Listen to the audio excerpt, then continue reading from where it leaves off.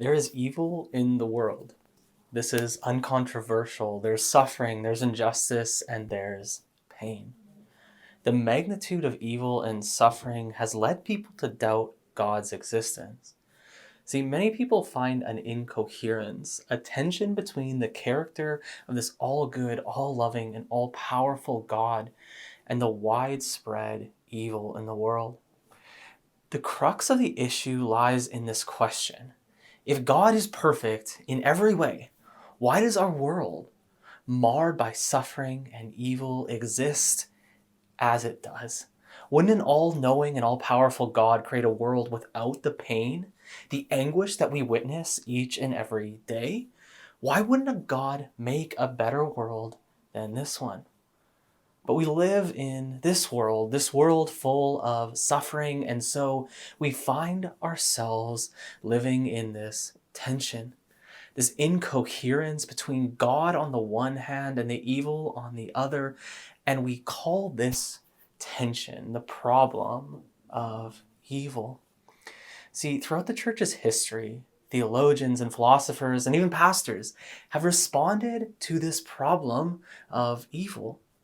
But before we look at some of these responses, I want us to clarify some of the key terms that will help us in understanding this complex problem. First, there's three key divine attributes that when taken together seem to conflict with the presence of evil in the world. First, there's God's all-goodness, his omnibenevolence. God, we say, is perfectly good. God is also omnipotent.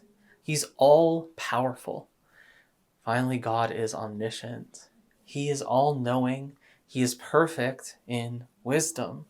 Now, while Christians do disagree on exactly how we ought to understand these three attributes, all Christians agree that in some sense, the God we serve is all good, all-powerful, and all-knowing.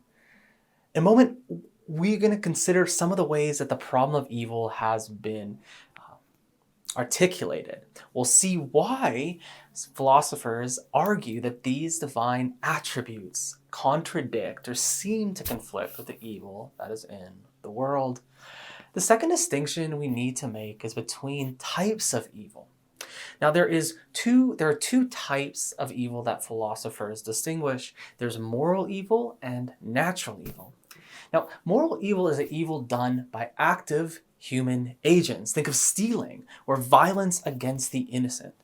Natural evil are the various occurrences in creation, such as natural disasters. Think of earthquakes, diseases, these things which cause suffering but can't be traced directly to a human being responsible. Now, natural evils, and they're not caused directly by human agents. Now, some of the responses to the problem of evil are more effective at addressing moral evil than natural evil, and we'll see how this plays out as we look at some of the responses in the future videos.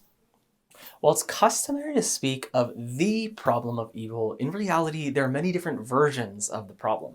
I think it's more appropriate to speak of problems of evil rather than simply the problem of evil, since philosophers and theologians formulate this issue in different ways.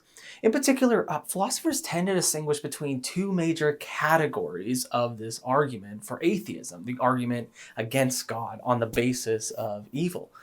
First, there's what's called the logical argument, and second, there is the evidential argument. I want to speak to each of these just a little bit. So the logical argument of evil is the oldest. It has one of its first proponents in the Greek philosopher Epicurus. The argument also makes the strongest claim against God. That is, it tries to prove the most. Epicurus framed the problem in this way. He said, either God wants to abolish evil and cannot, or he can but does not want to. If he wants to but cannot, he is impotent. If he can but does not want to, he is wicked.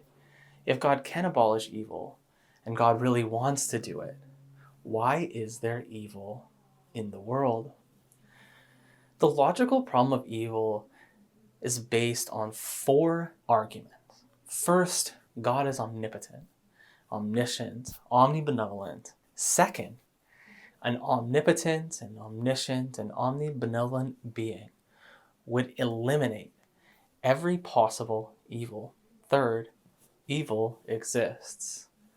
So therefore, God does not exist. The logical problem of evil hinges on this incoherence. It suggests that God and evil cannot coexist. Either God exists or evil exists, but they can't both exist. The argument relies on certain assumptions regarding God's nature, God's attributes as omniscient, omnipotent, and morally perfect. The argument depends upon a certain understanding of each one of these attributes. It argues that an omnipotent or all-powerful God has the ability to prevent evil. It maintains that an omniscient or all-knowing God has the knowledge to prevent evil. And finally, that an all-good God has this desire to prevent evil. Now, philosophers agree that this argument is logically valid. That means if each of the premises are true, the conclusion is true. The question is, though, is this argument sound? And the general consensus is that the logical argument is not convincing. Particularly, it tries to prove too much. It tries to prove the absolute impossibility of God's existence. The next type of argument we'll look at tries to do less. It tries to prove the non-existence of God with less certainty. This is called the evidential problem. The evidential problem of evil recognizes that the logical form ultimately tried to do too much. In contrast, the evidential argument takes an inductive approach. It focuses on probability rather than absolute certainty. The evidential problem of evil finds God's existence improbable. No, it finds it improbable, but does not attempt to prove this with absolute certainty. The philosopher William Rowe defines the logic of the evidential problem in this way. He says, the evidential problem of evil is the view that the variety and profusion of evil in our world, although perhaps not logically inconsistent with the existence of the theistic God, provides rational support for atheism. And so Rowe argues that while we cannot be certain that God does not exist, we can be confident. Now, the logical and evidential arguments, they differ in a couple of ways. They differ both in terms of their certainty and in the type of evidence that they appeal to. In terms of certainty, the logical problem maintains the impossibility of God's existence. The logical argument maintains that both evil and God cannot exist. Because it is clear that evil exists, God must not exist. The evidential problem of evil is less certain in its claim. It maintains the improbability of God's existence. It's very unlikely, but not impossible, that God exists. So the logical and evidential arguments are also differentiated in terms of the form of evidence that they appeal to. The logical problem of evil appeals to evil in general. It's usually the entire weight of all types and levels of evil that bear on this impossibility of God's existence. The evidential problem of evil appeals to a particular form of evil. In most cases, it appeals to gratuitous evil, or what's also called pointless evil. Now, I want to close by considering a third form of the problem of evil, a problem that you will encounter in ministry. This is the pastoral problem of evil, sometimes called the existential problem. Now, here the problem is an aspect of discipleship and spiritual formation. Christians are often confronted with this reality of evil, and the reality and the suffering is a stumbling block for their faith. The problem of suffering is not always a problem of logic. And therefore, I think we need to distinguish between the theoretical problem of evil and this pastoral problem. Though they're related, they require different responses on our part. The theoretical problem of evil is primarily a philosophical puzzle. Its resolution lies in defense of the reasonableness of our faith. This often requires the use of philosophical and theological tools. It requires nuance. The pastoral problem of evil is primarily a spiritual matter.